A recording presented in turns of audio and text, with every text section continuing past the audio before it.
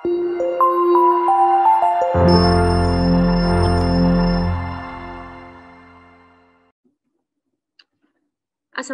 warahmatullahi wabarakatuh. Perkenalkan, nama saya Alna Dewani, NPM 100417131, Prodi Ilmu Hukum, Program Kekhususan Hukum Perdata dan Bisnis.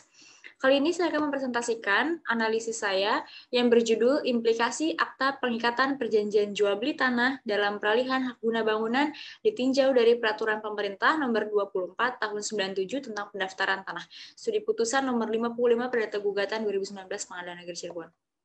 Saya mengambil judul tersebut dengan latar belakang masalah tanah mempunyai arti penting bagi kehidupan bangsa Indonesia. Hal ini dikarenakan bahwa negara Indonesia merupakan negara agraris. Oleh karena itu, pendaftaran tanah sangat diperlukan karena sebagai bukti kepemilikan tanah, sebagai bentuknya dibuat sertifikat. Dalam peralihan HGB, salah satu syarat harus memiliki akta jual beli yang dibuat oleh PPAT, tetapi terkadang ada beberapa hal yang tidak bisa dilaksanakan pembuatan akta jual beli.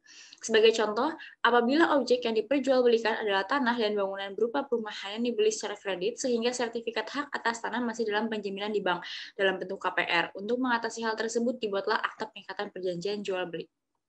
Kemudian identifikasi masalahnya adalah yang pertama, bagaimana implikasi akta pengikatan perjanjian jual beli tanah dalam peralihan HGB menurut PP 24 tahun 97. Yang kedua, bagaimana putusan perkara nomor 55 Perdata Gugatan 2019 Pengadilan Negeri Cirebon dikaitkan dengan PP 24 tahun 97. Analisis yang pertama adalah implikasi akta PPJB tanah dalam peralihan HGB menurut PP 24 tahun 97, yaitu proses jual beli menggunakan struktur PPJB umumnya harus diikuti klausula perbuatan penyerahan. Dalam hal ini, penyerahan secara fisik maupun yuridis. Penyerahan secara yuridis ini dilaksanakan dengan adanya penandatanganan dan pembuatan AJB di hadapan PPAT, sebagaimana diatur dalam pasal 19 PP nomor 24 tahun 97 tentang pendaftaran tanah. Oleh karena itu, apabila dalam proses jual beli tersebut belum ada AJB, maka belum bisa terjadi penyerahan yuridis, sehingga meskipun telah terjadi PPJB, maka penyerahan fisik dan yuridis belum terjadi. Kemudian, keberadaan PPJB ini juga memiliki peran penting sebagai upaya permulaan sebelum adanya AJB. PPJB juga tidak menghalangi bagi para pihak untuk melakukan transaksi jual beli, meskipun pada saat penandatanganan PPJB belum dapat terlaksana peralihan hak atas tanah.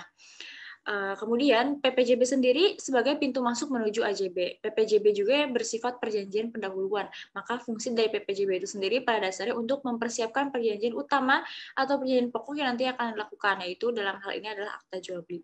Kemudian sehingga implikasi dari akta PPJB ini yaitu tidak relevannya fungsi dari PPJB sebagai dasar pengikatan, tetapi dijadikan dasar peralihan walaupun akta PPJB itu sendiri termasuk dalam akta otentik.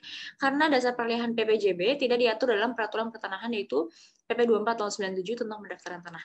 Sebagaimana dijelaskan bahwa dasar peralihan hak atas tanah khususnya dalam kasus penulis yaitu peralihan hak guna bangunan ditingkatkan menjadi hak milik tetap menggunakan dasar aturan dari PP 24 tahun 97 pasal 37 ayat 1. Hanya dilakukan apabila pihak mempunyai akta jual beli dan dibuat oleh pejabat pembuat akta tanah yaitu PPAT.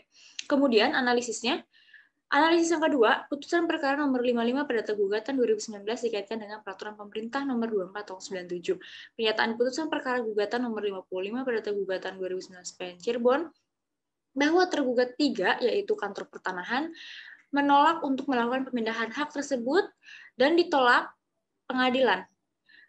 Kemudian dalam hal ini pengadilan itu bertentangan dengan kewenangan Badan Pertanahan Nasional, karena BPN mempunyai kewajiban yang diperoleh secara atribusi untuk melakukan pendaftaran tanah untuk menjamin kepastian hukum di bidang pertanahan. Kewenangan tersebut kemudian didelegasikan kepada PPAT. Kemudian, pejabat pembuat akta tanah selaku pejabat umum juga diberikan kewenangan untuk membuat akta otentik yang berhubungan mengenai perbuatan hukum tertentu, mengenai hak atas tanah atau hak milik atas satuan rumah susun sesuai dengan pasal 1 PP nomor 24 tahun 2016 tentang perubahan atas peraturan pemerintah nomor 37 tahun 98. Kemudian, dalam pertimbangan hukum tersebut tidak diperjelas makna dari pasal 37 ayat 2 yang dimana dijelaskan namun dalam keadaan tertentu. Berdasarkan keputusan Menteri Pertanahan, keadaan tertentu yang dimaksud adalah memungkinkan untuk mendaftarkan hak atas tanah yang peralihannya berdasarkan akta yang dibuat oleh PPAT. Dalam bentuk lain pun, menurut ketentuan pasal ini merupakan hal yang khusus karena keadaannya tidak terdapat PPAT di daerah tertentu yang merupakan daerah terpencil. Hal ini tidak boleh ditafsirkan secara luas, sehingga seakan-akan peralihan hak atas tanah dapat atau boleh dilakukan dengan akta yang tidak dibuat oleh PPAT. Hal ini sudah sangatlah jelas bahwa peralihan hak terhadap bidang tanah yang telah terdaftar bersertifikat haruslah dibuktikan peralihannya dengan akta yang dibuat oleh PPAT yang berwenang menurut ketentuan perundangan yang berlaku. Simpulan, implikasi akta pengikatan perjanjian jual beli adalah timbulnya kekosongan hukum antara fungsi dari pengikatan perjanjian jual beli sebagai dasar pengikatan yang dijadikan dasar peralihan. Oleh sebab itu, akibat hukumnya, masyarakat yang ingin melakukan peralihan tidak bisa langsung ke pejabat pembuat akta tanah, tetapi harus melalui pengadilan.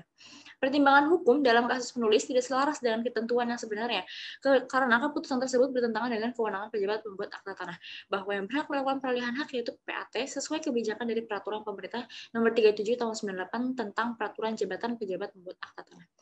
Demikian hasil analisis saya. Kurang lebih mohon maaf. Wassalamualaikum warahmatullahi wabarakatuh.